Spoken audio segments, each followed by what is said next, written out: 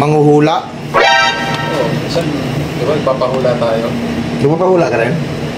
Totoo naman. Hindi, never ko pa, ano, mga kakilala. Yan. Pero talagang tumutugma eh. Putay, hindi ako maniwala dyan. Tumutugma din eh.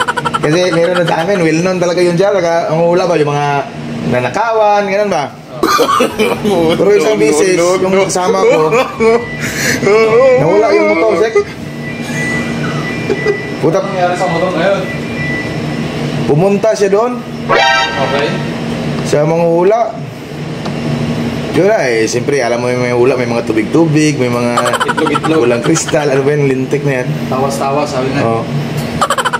Sabi ng manghula, naku dong, medyo malayo na talaga yung narating ng motor mo. Siya sa oras na to mismo, nakikita ko dito sa ano ko, Walang kristal. na sinasakyan-sakyan talaga siya. Sabi niya, anong kulay ba yung motor? Sabi niya, sabi ng ano, yung nagpapahula, kulay green. Sabi ng, ito na nga yun, sabi ng manghula, sinasakyan-sakyan na ngayon. Nagtaka yung sama ko na nagpahula. Patalam niya. Sabi niya, matandang babae yun eh, Nang, yung motor ko lang bakit sinasakyan Nang? Paano yung sakyan na motor man yun sa tubig?